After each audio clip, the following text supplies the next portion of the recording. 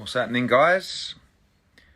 Little Instagram live for you, about to start today. Just wait for everyone to join in. Woo! Here we go. Colossus, Sneaker. What's happening, people? Okay, we're through the 1,000. Right, so here we go, another Instagram live. Got some good guests today. This Instagram live is obviously not just about the huge names, they're about fighters coming through. Fighters who I believe are going to be future stars. Making sure that the fans can get to know them, get to understand them. And yeah, I know I should have kept the beard, but I lost it. So as we know, another 3 weeks of lockdown. But the good news is, when I woke up this morning, I realised that it's actually 2 weeks and 6 days left. And I really believe that if we all listen to the government, I think that after that, they have to let us back to some kind of normality. I know it's got to be safe, but we got to get going. We've got to get moving.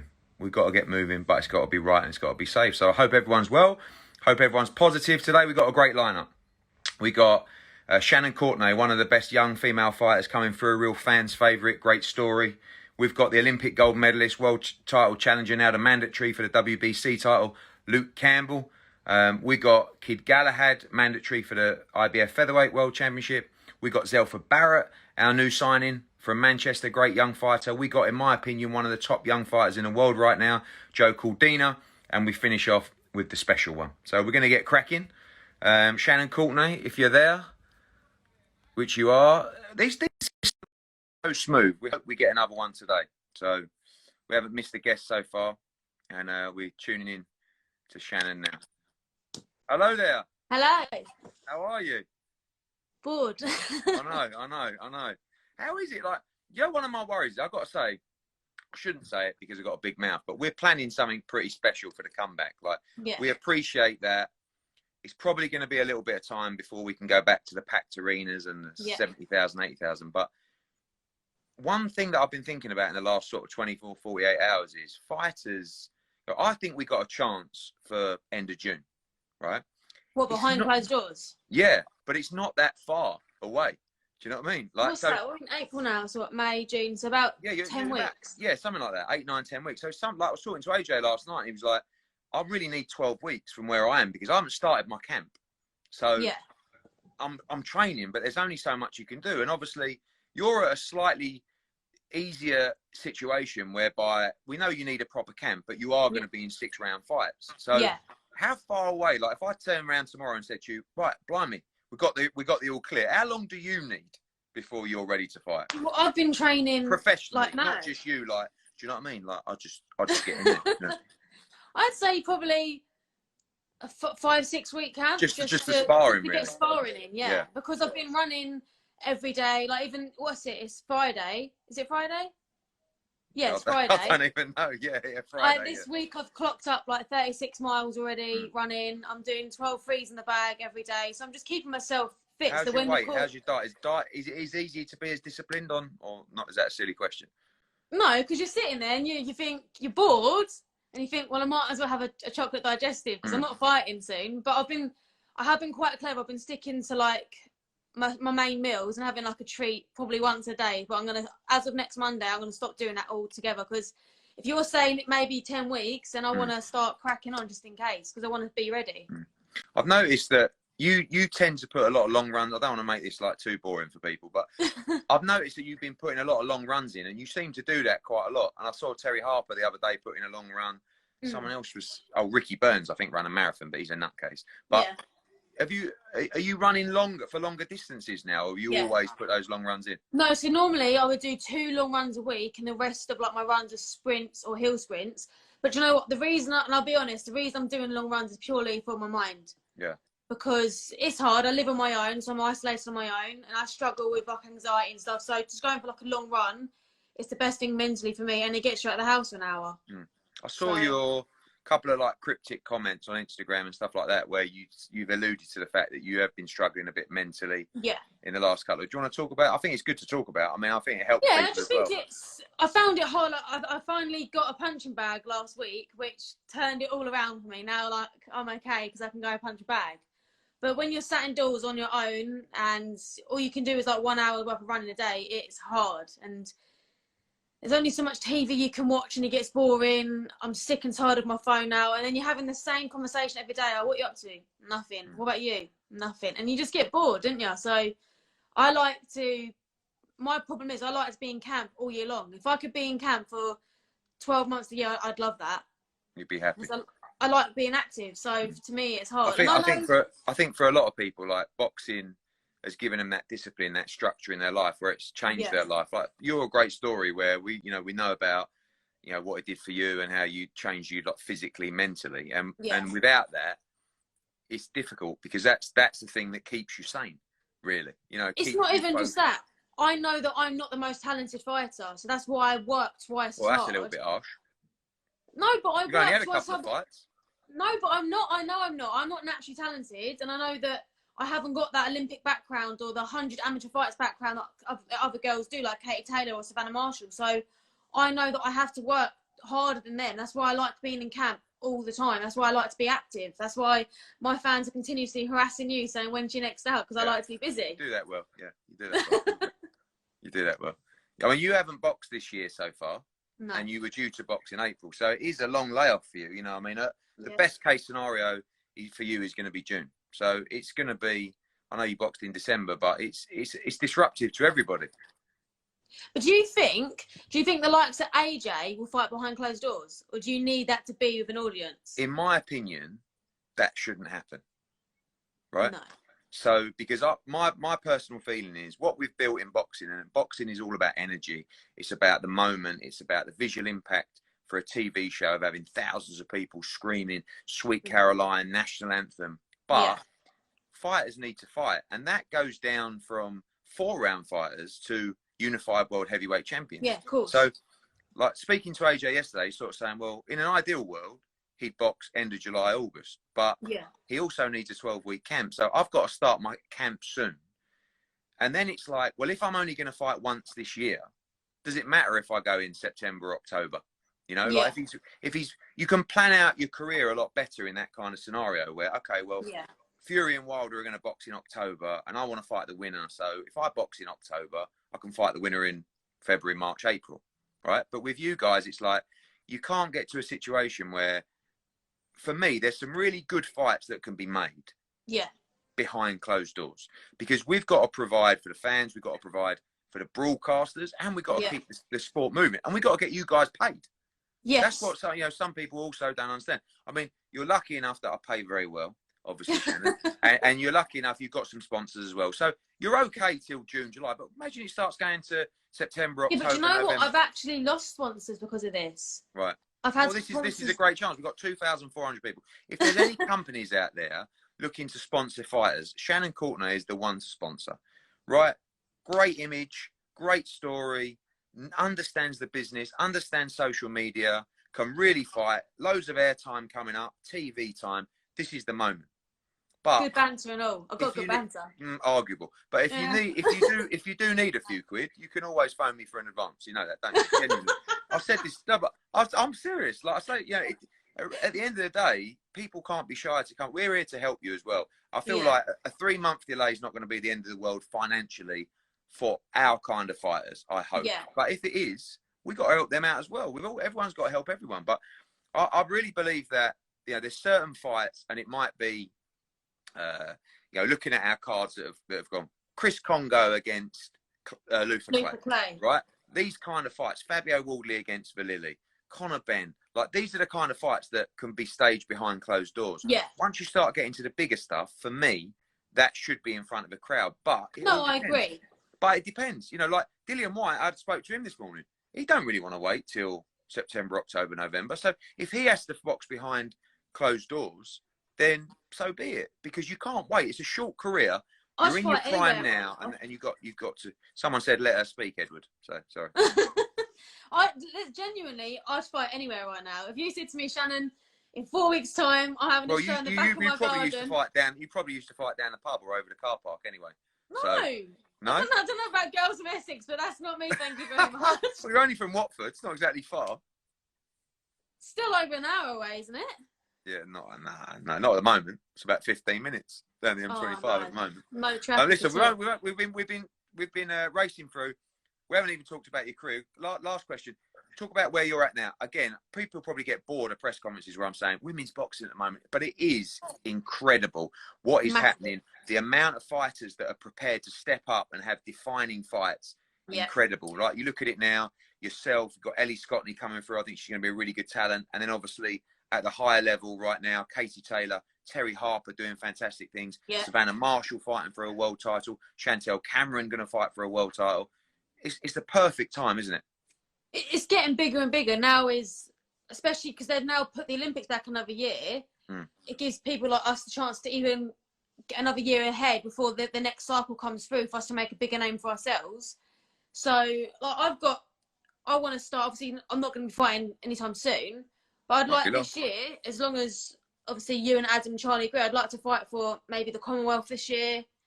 I've got my eyes set on what I want to do, and then obviously next year should be a big year for me. But I just, as it stands right now, I just want to fight. But I'd like to, within 2 years, have the career defining and life-changing money fights as well, because that's what it's all about. Of course. Well, listen, you have a big future. Stay focused, stay mentally strong. It won't be long. You'll be getting a phone call from me in the next 2 weeks with a fight date, all right? Perfect. All right, Shannon, thanks for coming on. See you later. Bye. Always good to speak to Shannon. Always super honest. We're going to go now to, if we can find the main man, Luke Campbell. Here we go, firing him. Of course, great fight with Lomachenko recently, and now due to fight for the world title. Luke Campbell, what's happening?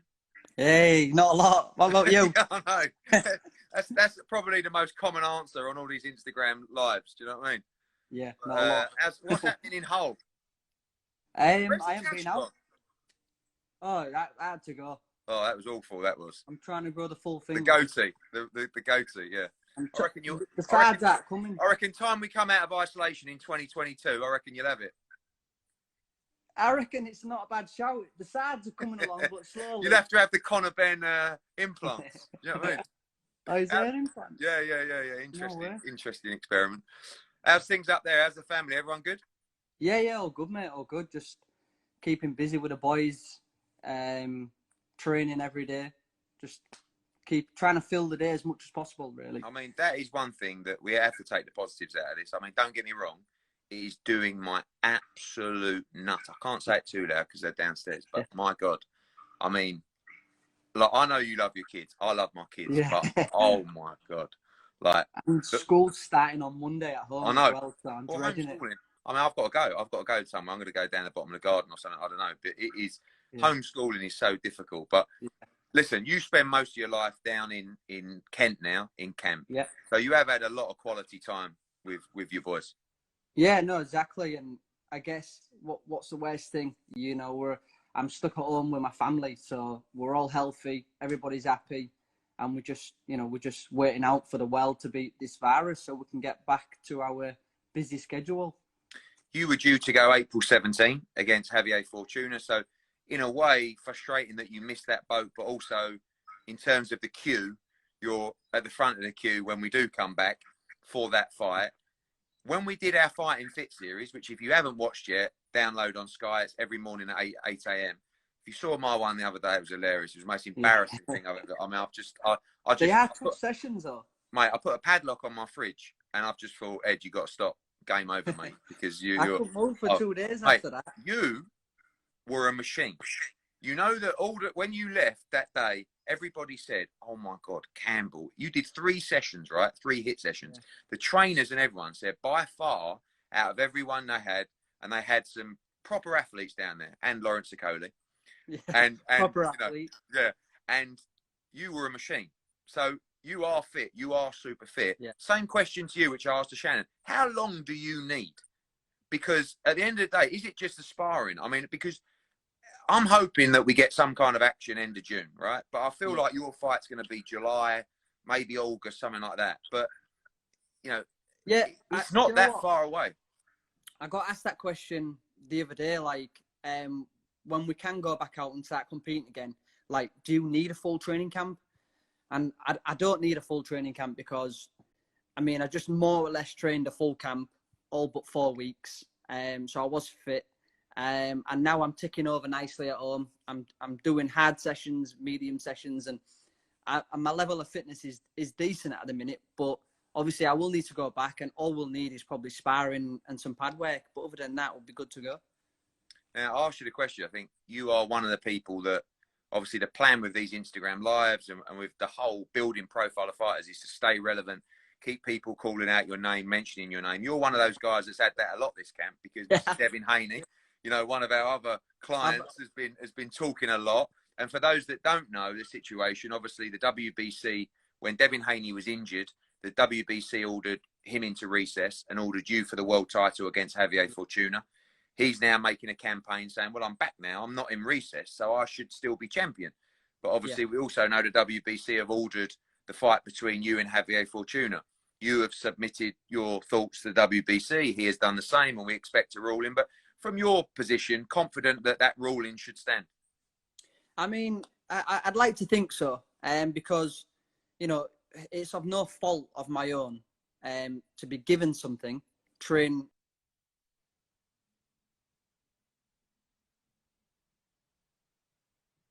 That's all right, got you. Yeah, so it's of no fault of my own that I've trained really hard for something.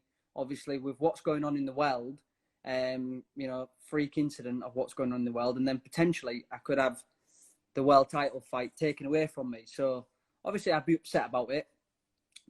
I get what Haney's done. You know, he's looking out for himself, and that's fine. But you know, when you've been given something and taking it away from no fault of my own, it is pretty gutting if they do that. But it is what it is. One way or another, I'll get there. You know, obviously we're waiting on their decision, but yeah. What's your thoughts on that, anyhow? My thoughts are, I understand both arguments. You know, it's difficult for me. I said to you on the phone the other day, I got Devin phoning me up saying, well, you got to tell the WBC, I'm ready. I should be reinstated as champion. And I've got you saying, well, hang on, they've already ordered it. And they have ordered it. It's very difficult to agree a deal like we have done with Javier Fortuna, and then for that to be for an interim title, because that deal actually changes. But personally, I don't think they should have ever put Devin Haney in recess. He was only out till June, but they did. So that's the problem that's been caused here. And obviously, you're right in what you say. It's of no fault of your own at all. You've been ordered to fight the WBC world title. He probably shouldn't go into recess. Maybe you just fight Devin Haney straight off the bat for the world title. And I know that you're quite quiet and quite reserved. You phoned me the other day and you said, I've got this interview and I'm talking about the situation. I said, well, talk your mind, Luke. And your mind, you know, the general basis of the conversation was, Devin Haney talks a lot and he ain't fought no one. Right? Yeah. So, and he does a very good job. And listen, he's a brilliant fighter and he is prepared to fight everybody. I know that for a fact. But, you know, your sort of comments were, well, I've boxed a lot. Here he is. Devin Haney's on. He's on. He's just put a message out. He's done the horny sign. You're obviously making him horny this morning, Luke, ready for that fight. Do you know what I mean? But the fact is that your thoughts were, I've boxed Lomachenko, I've boxed Linares. You know, we know you come up short in those fights. Yeah. Linares won very, very close. But what's your thoughts on Devin Haney? And you got the floor now because he's watching you right now from his bed in Las Vegas. I've never been one of them fighters that start slagging another fighter off. You know, at the end of the day, this is a sport, and do it, Luke. Do it. Yeah. Listen, at the end of the day, if he's in my way, I'll fight him, not a problem, and I'll beat him, not a problem as well. You know, like you say, he does talk a lot. He's obviously got in touch with the WBC to be emailed champion yet again, which is fine. You know, if that's the way he wants to do it, or you know, I'm here to fight, and I want to prove that I can be the best, and that's it. One fight I know you won again is Jorge Linares. That was a great fight. We know you lost your father just before that fight. I felt like you shouldn't have even been in that fight, really. Very brave of you to go ahead. Talk about, before we go on to Lomachenko, because I know a lot of people are coming in with popcorn and all sorts right now about you and Devin Haney. And he's actually messaged saying, speak your mind. Do you rate Devin Haney, and how do you beat him, and what makes you so confident that you beat Devin Haney? I just believe in myself. I believe in what I've got, my skill set, my heart, and everything else to go with it. Obviously, Devin Haney, he looks like an all-round solid fighter. But you know, I've boxed three former world champions and 2 3-weight world champions, both in the top 10 pound for pound. This one I fought them, And, you know, Hearn's yet to be tested. Obviously, he's calling everybody out. So, obviously, that being said, let's fight. Let's see him against someone who's highly rated, who's proven himself at world level, and let's see how he does. Is he going to sink? Is he going to swim? We'll have to find out. Devin Haney, I know you're watching. Are you going to sink or swim? Are you going to sink or swim? Listen, for me, I think when we look at that lightweight division at the moment, Luke, it is unbelievable. For me, I think it's the hottest division in the sport.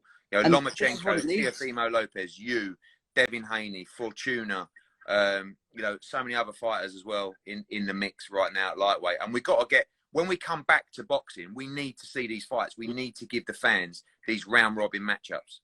Yeah, no, exactly. And this is what it needs. It needs talent. It needs big names and people that are well-known in the division to make it so exciting. To the likes of myself, Lopez, Lomachenko, Haney, you know, Ryan Garcia, Gervonta Davis. Oh, Ryan Garcia. I forgot to mention Ryan Garcia as well, by the way. That's what I mean. Yeah. These are the characters that it needs to make an excellent, exciting division. And I'm excited to be in the mix with all these. And, you know, I want to go out there and prove I'm the best.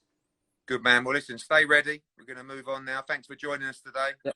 And get those big fights made soon. Cheers, Luke. Definitely. See you soon. Bye, mate. Bye. Bye. Olympic gold medalist, world title challenger Luke Campbell there. Listen, I love it when people come on and start goading people. Hey, Devin Haney, hope I won't have to beat Luke down in the arena with no fans.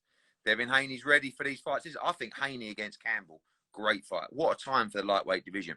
Now we're going to move on to someone I believe will be the next big star from Manchester, Zelfa Barrett. Zelfa, are you there? Let's have a little check out. Here we go.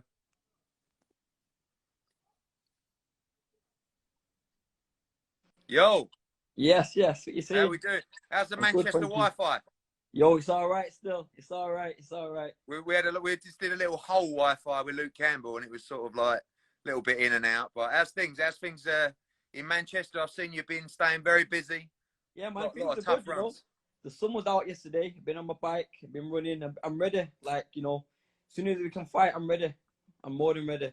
Obviously, your original date, July 2nd, Manchester Arena. The good news for you, Zelf, is that you are in the category of someone that can definitely fight behind closed doors as well as the big arenas. I know that at the end of the day, everybody wants to fight in the big arenas in front of thousands of fans, but you also need to fight. You also need to progress your career. You also need to get paid.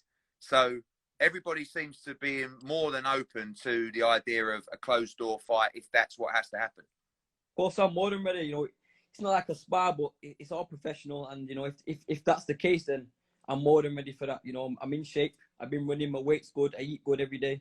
My mum looks after me with good food, so I'm ready. Do you know, a lot of people talk about, interesting you said there about spar. I know you're you're a flashy fighter. You're a reaction fighter. You're reactive.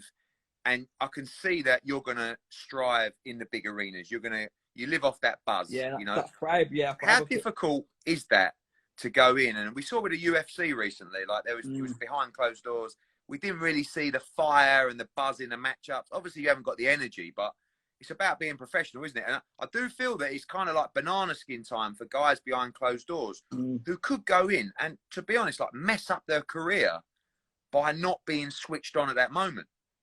Of course, you know, but it's a job and it's my lifestyle. I live for boxing, so when it's all said and done, I'll be ready. And it's like I say, it's my lifestyle.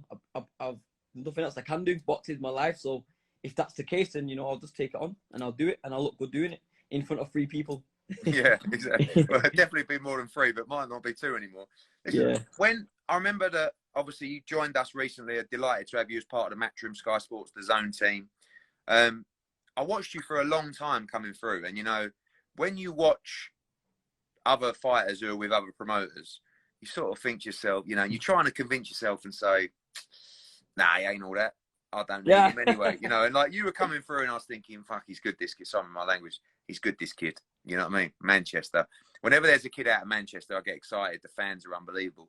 Then you went into a fight with Ronnie Clark, and I remember watching that fight. I couldn't believe really what I was seeing. I want to address that fight first. I mean, look, no disrespect to Ronnie Clark. He's a tough old boy. Gave Martin Ward a great fight as well. But what went wrong for you that night in the build-up? Because you've been flawless again ever since. Of course, you know, when you look at my performances against Woodstock and Macquarie, I'm a different fighter. I took the fight in 3-week notice. Never done 12 rounds in my life. Never. I sparred twice, Jazzy Dickens and a kid called Eli Murphy. Only 6 rounds. So it was like more of like risk or reward. Like, I'm a fighter, so I'm not going to say no. And, you know, I thought I was going to prevail. And, you know, it's come up that I wasn't fit.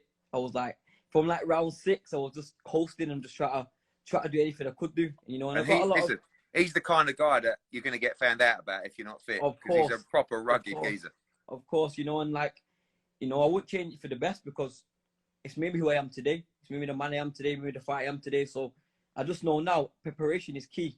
And me generally I believe I'm the best in my weight division.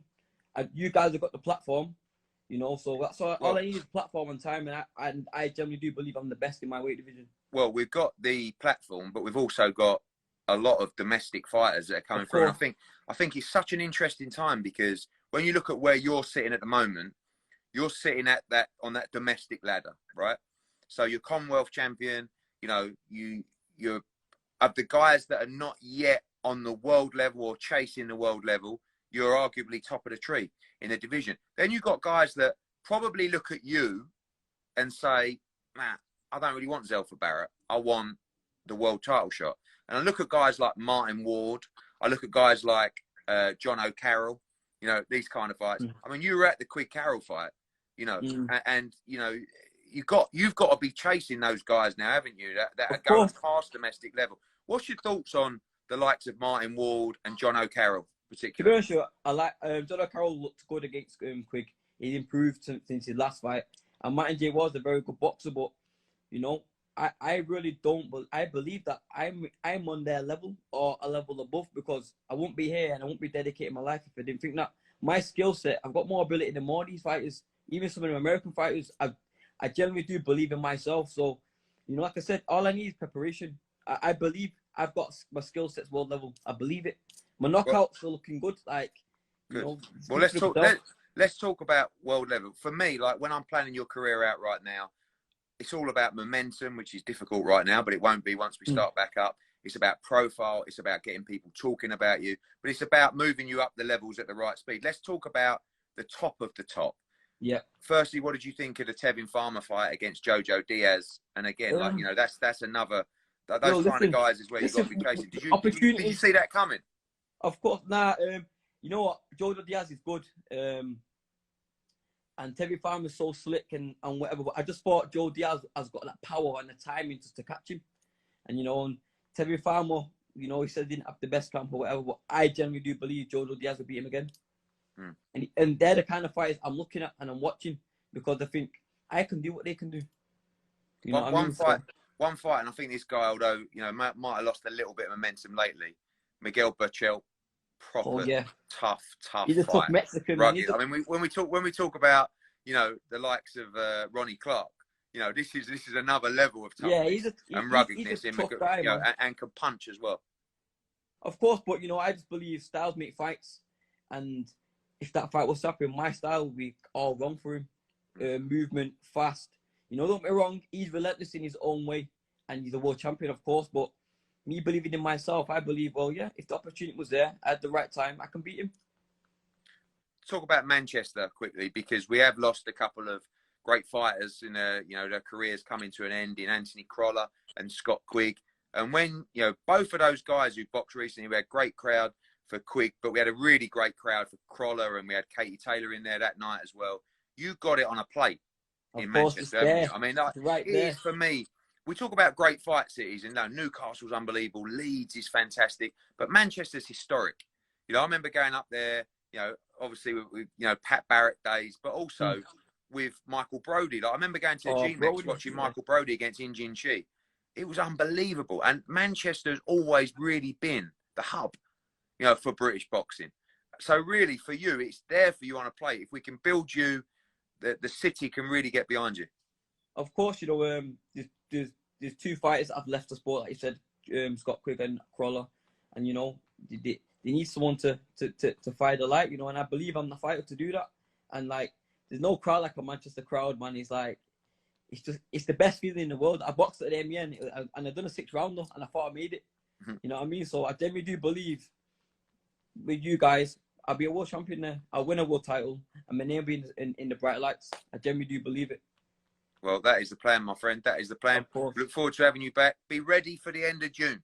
I'm ready, man. Look. That's all I know. Look at those guns. Levels. I'm ready. Levels. Right, be ready, Zelf, and I'll Thank speak you, to you soon, man. mate. Thanks for coming Thank on. you. Bye. Cheers, mate. Zelfa Barrett there, Commonwealth Super Featherweight champion. Great fighter. Great chance for him to do something big in Manchester. Right, we are going to go to now, I believe, to Kid Galahad. Kid Galahad, are we... Okay, I can't remember the order. Yeah, we're Kid Galahad next. Then we're Joe Caldina, and then we're the special one, Kell Brook. So, going well, if we can just make sure Mr. Galahad is online.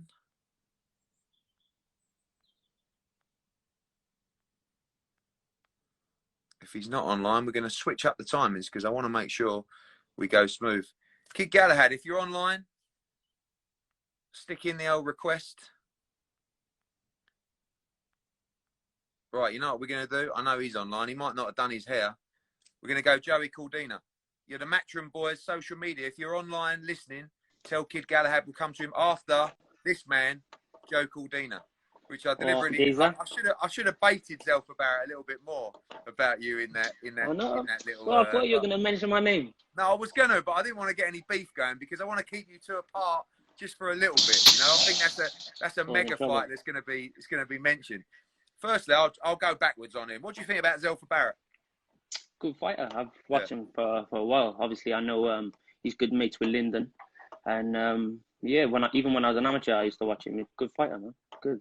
I think, Joe, like one of the things that people talk about is when you come down from lightweight to super featherweight. I think when you first come in, shout out to Whale Protein, by the way. Shout out to Whale, unrivaled sports drink. You know, when you come down from lightweight to super featherweight, for me, I was so pleased with that because when you came into the sport in the professional ranks, you come in at super featherweight, you moved to lightweight as well. And you went on, you won a British title at lightweight. No problems. But I was so pleased with not only how you boxed against Tinoco in Monaco, but how well you made that weight as well. And you feel that that's going to be the weight class that you're going to go on and challenge for a world championships at. Yeah, I believe when I was at lightweight, I didn't get out of first gear, sorry.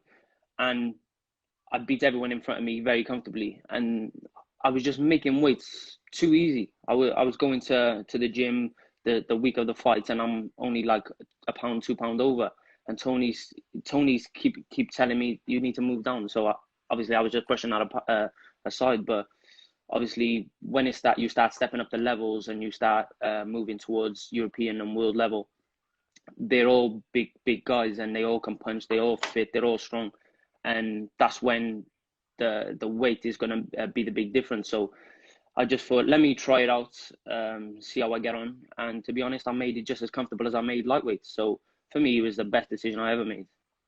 I don't want to embarrass you, but for me, you are probably, I think, one of the top young prospects in world boxing right now. I think prospect is maybe a little bit of the wrong word because, like I say, you're already world ranked. You've already won British titles. But I think you're ready now to take that step for a name, you know, top 15. We know you were due to box early May in Cardiff. That's more likely to be either behind closed doors at end of June, July, or even running into August as well. But where do you feel you're at? Because I know it's like you never call anyone out. You never have any smack talk at all, which I like because I think you've got a great image and I think you're going to be a great ambassador for boxing, particularly in Wales. But for me, the way you breeze past Tinoco and those kind of guys, I really think, Joe, that, and I know we're led by Tony and the guys in the gym, but I really think next should be that kind of name. We looked at like Johnny Gonzalez and, you know, those kind of names. I don't think you're far off fighting for a world title. Yeah, well, you know the names that we were looking at, and there was 3 of them that was ex-world champions. So for me, that's that's where I want to be. I want to be in that mix. I believe the talent I got is good enough. I work hard. Obviously, you know that, you speak to Tony quite often, and I'm one of the hardest workers in the gym. So for me, and not only that, I've sacrificed so much of my life, not just for the boxing and the going out and all that sort of stuff. I've sacrificed staying home with my family. I live away up in Essex with Tony. I actually live with Tony. In Tony's house. Yeah, in Tony's on the side in the garage. So I've sacrificed so much, and I believe that I'm capable of beating the world champions right now. There's one that is like that, and I think, okay, a little bit more time. Who's that? I'm realistic. Birchelt. Yeah, I'm realistic. I'm not one of them. Just to say, oh yeah, well, you don't need I believe to in gamble. myself. No, you of course. don't need to. I mean, look, everybody's got to gamble at some point, but for me, you gamble when it's the right time to gamble, and exactly. to put you in those kind of fights. I believe you can beat Jojo Diaz. I really do, and I believe you can beat Miguel Berchelt. But what the thing is why now? I think everyone's going to be under pressure when we come back to have those compelling fights, and that's good for you because I think you're ready for it anyway. But like again, it's just a case of pulling the trigger at the right time, but also understanding that you can't. You coming out of that Rio class, with Buatsi, with Josh Kelly. You got Kelly stepping up to fight Avanesian. That's a proper test. Buatsi not going to be long. You got a Coley's fighting for the world title. So it's almost like you got to stay relevant with those guys and move at a similar pace. But it's when everybody feels you're ready. But I honestly think you're going to be fighting for world titles in 2021. Yeah, well, I was hoping to get it towards the end of this year, but obviously we never knew this was going to happen, and obviously everyone's in the same boat. So 2021 is definitely, I'm looking to fight for a world title, and not just fight for it, win it, and defend it. Like you said there, I believe I can beat Jojo Diaz, even Berchelt, but he's the one in the division that you look at and you think, okay, right, maybe I need a couple more world level fights.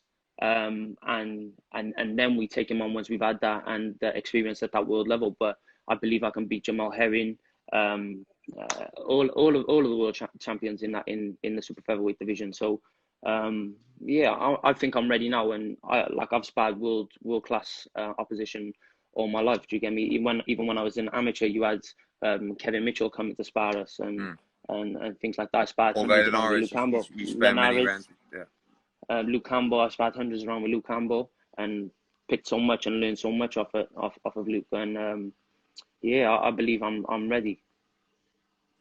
Talk about that relationship with Tony Sims, because one thing I've noticed about you is, and I don't know whether it's just you're expressing it a lot more, but you've always been quite a quiet guy, but you've gone particularly focused now. I know I've noticed that your faith is very strong as well, and I know that's a big part of Tony's life as well. But a good solid trainer-fighter relationship with you and Tony Sims, and seems to be gelling really, really well. Yeah, I speak to Tony, like even when I'm home. I've been home now for the last 3-4 weeks, and every night he'll send me a new fighter to watch or a new fight. I spoke to him yesterday. We were on the phone for about 40 minutes and just going through fighters and different eras and whatever else. And when I first got in with Tony and started working with Tony, it was just, we gelled straight away. And for me, it wasn't about, he looks good and he does all this. It was just the advice he was giving and how he looks after his fighters. And for me, that's what I needed. I'm moving away from my family. I don't need no one coming and sort of taking me for a ride. He's solely into his boxes, and that's what I love. He's up in the mornings with us running. He does everything with us, and obviously I live with him, so I'm spending the most time with him. And even now and again, he'll just say, "Oh, Joe, come in the house. I'm going to watch a fight. Do you want to watch this? We'll be watching this show." So that's what I love about Tony. He's a proper man. Finally, big plans underway to try and get boxing back in some capacity. We know that initially it could be behind closed doors. How does that sit with you? We know, like, you got to fight. That's at the end of the day. But I really feel that sometimes when you get that kind of environment, fighters can slip up, whether they haven't had the right camp because they've come back, or whether they just can't lift themselves for that performance at that particular time in front of 40 or 50 people in a weird environment. You know, it's a bit like, Yeah. you know, when you boxed on the big shows, the AJ shows, sometimes Yeah. you box a little bit early and there's not Yeah. really many people there and you can't really get the heart or the adrenaline going to produce that performance. But for you, just business as usual, just something you've got to go through and try and reach that performance. Well, if you obviously you speak to a Coley, Buatsi, Josh Kelly, all them fighters, you ask them some of the shows we've been on in the amateurs and how many people Yeah. are there. And some of them are like horse stables. It's unbelievable, and we've boxed all around the world, Kazakhstan, with actually no one there apart from the coaches and some of the other boxers. So it's no different to me. There's someone across trying to punch my head off, and I'm going to try and do the same with him. So it's not an issue of me fighting behind closed doors or in front of 80,000 people. It doesn't matter to me. But the one thing is, and that one thing I'll be concentrating on is getting myself close to a world title. So that's my motivation, and giving my kids whatever they want in the future. So that's what motivates me, and that's what gets me up every morning when I'm running and in the gym when I'm training. So that's what I'm focused on. Good man, Joe. Class words. Stay ready. I know you will be. Won't be Yeah, long, mate. of course. Won't be No, long. I'm ready. Always. Good man. All right, we'll speak soon. Sound Everyone's showing their muscles off today. This is making me feel sick. All right, Joe. Take care, mate. Sound, mate. Bye-bye. Joe Caldina there. For me, just such a brilliant prospect. Joe Caldina against Jojo Diaz. Oh, go on then. Right. Kid Galahad, are you in the house? I can't find Kid Galahad.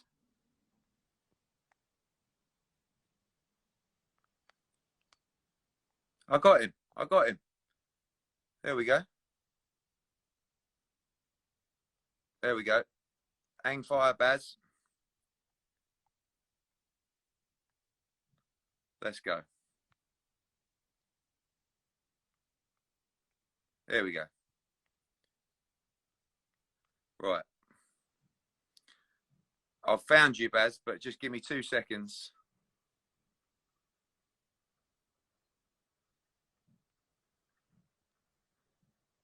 Stand by, people. Stand by.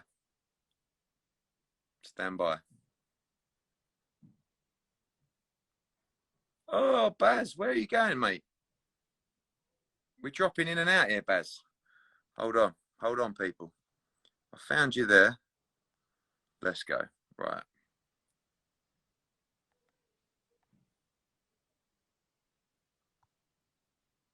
Every time I come out, Baz, you disappear.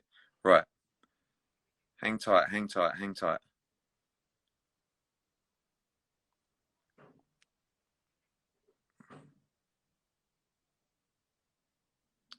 Oh, man. I got you there. So. Oh, Bazza.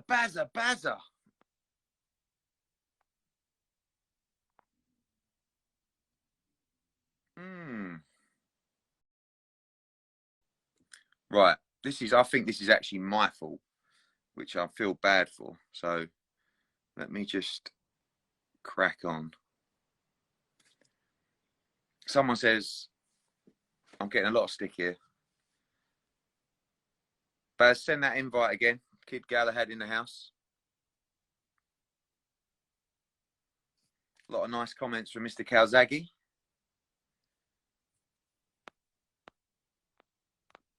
Ping that invite in.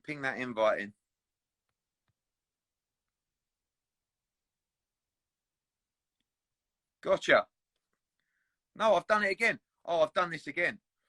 Do you know what? I've piped the wrong person in. He declined me. Stay there, Baz. Right. Now we're good.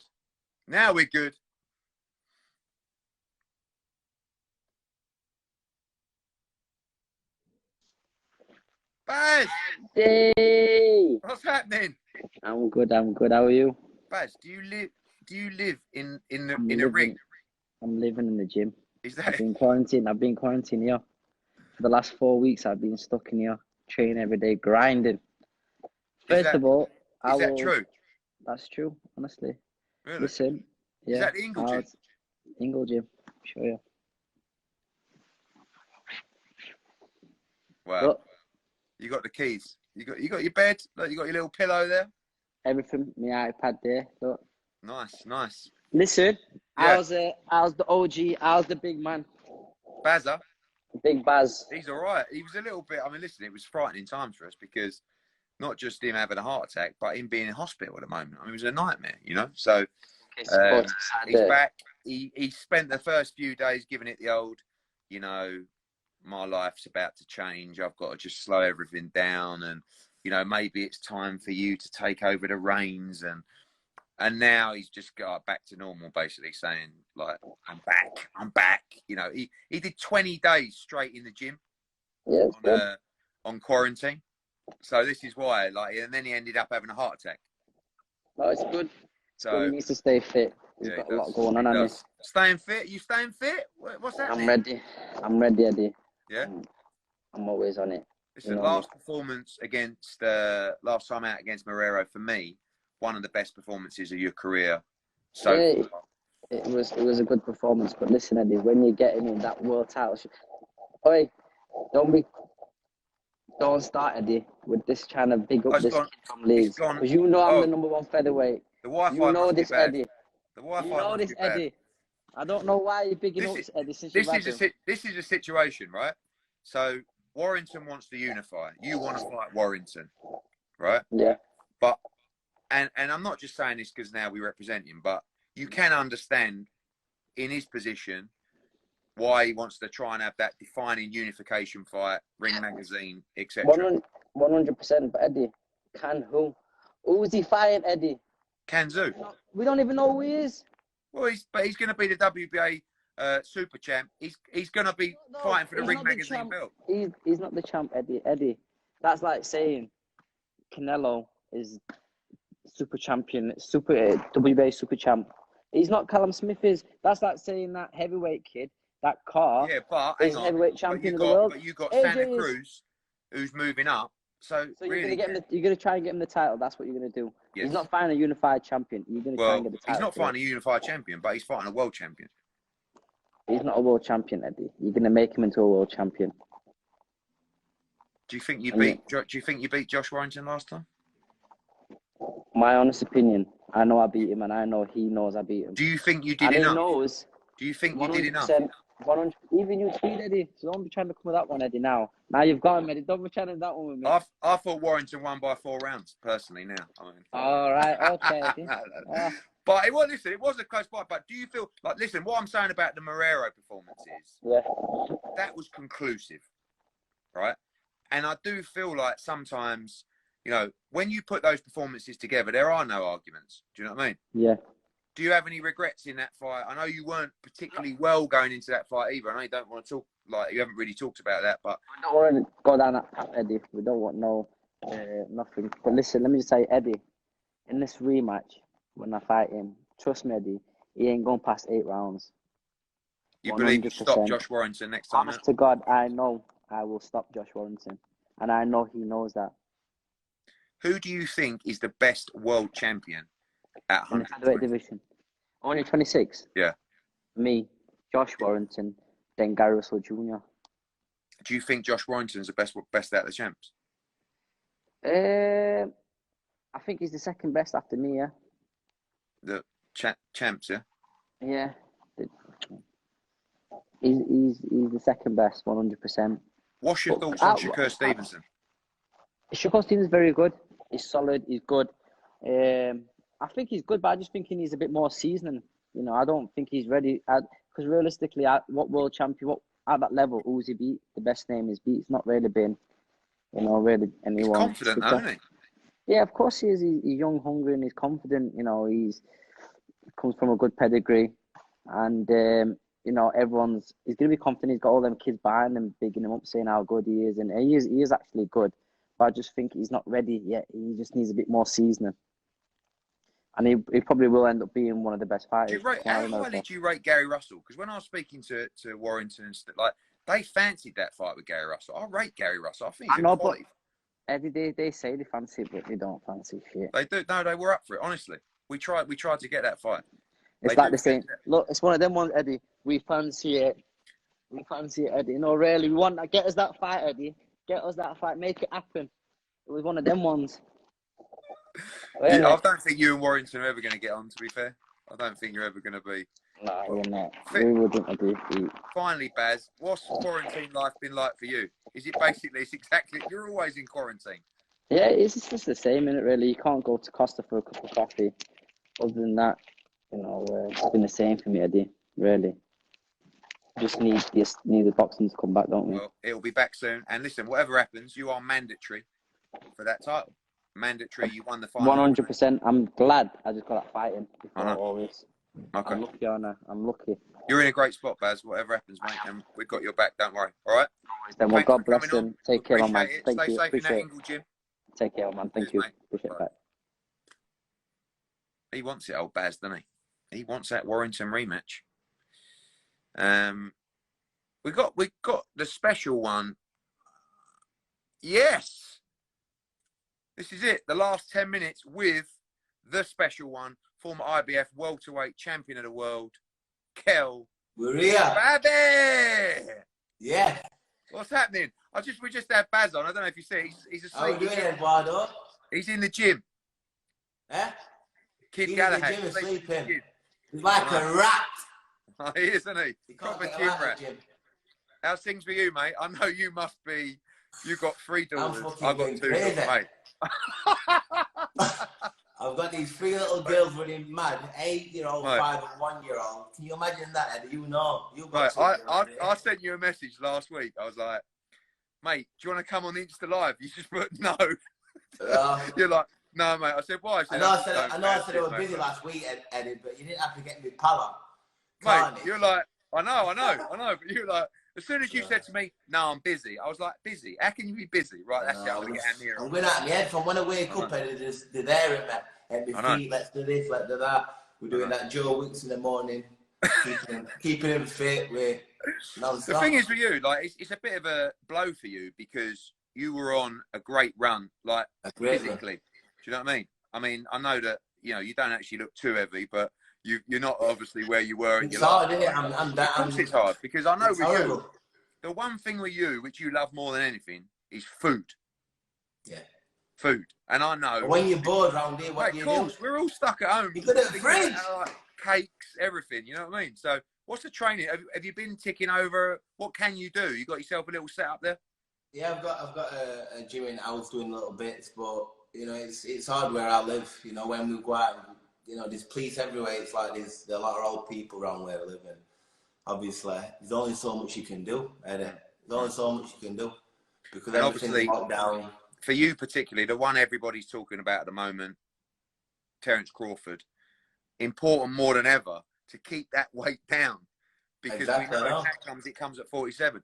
I think with you, it's like, I don't know what it is about you, right? But when you have to do something, I know you always do it, right? And we spent years, didn't we, where I'd call you up and ask you how your weight was. You'd tell me you're about stone lighter than where you really were, and we know that.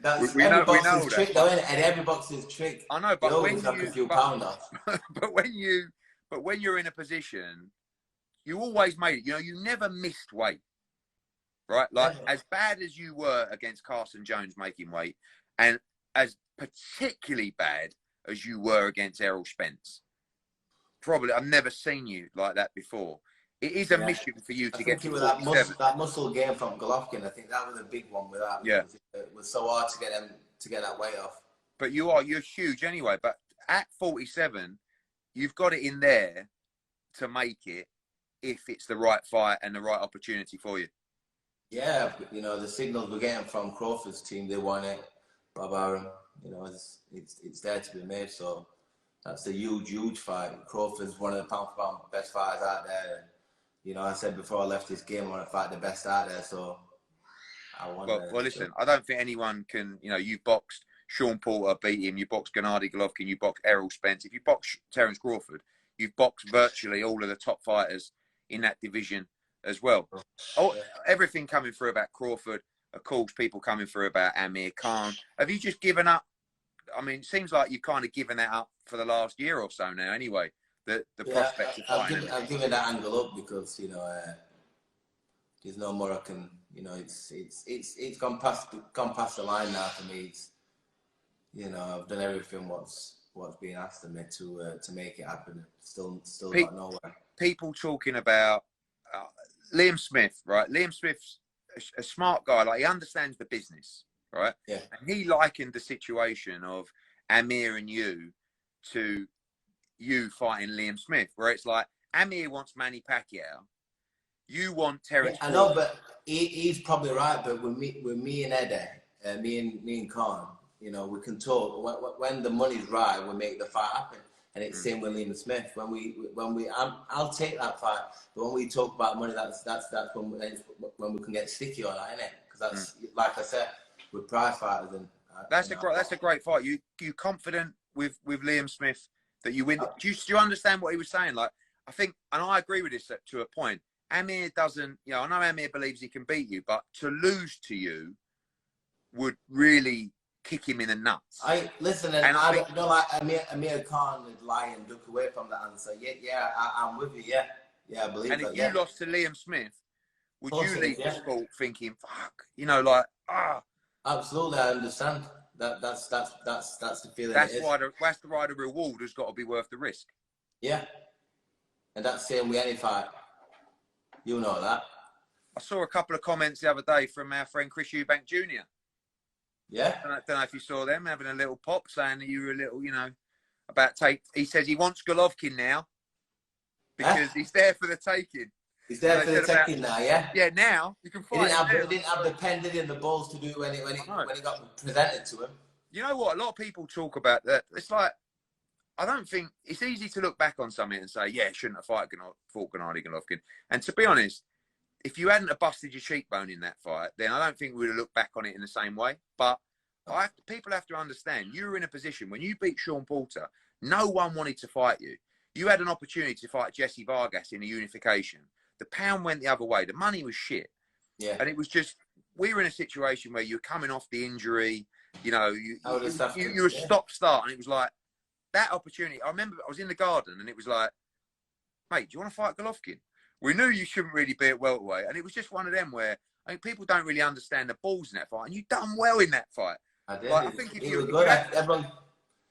I think you've got to look back on that fight and think, if you hadn't busted your cheekbone up in that fight, like, and by the way, he was at his absolute prime. He was at his prime. Look at Bull there getting in with him. I know.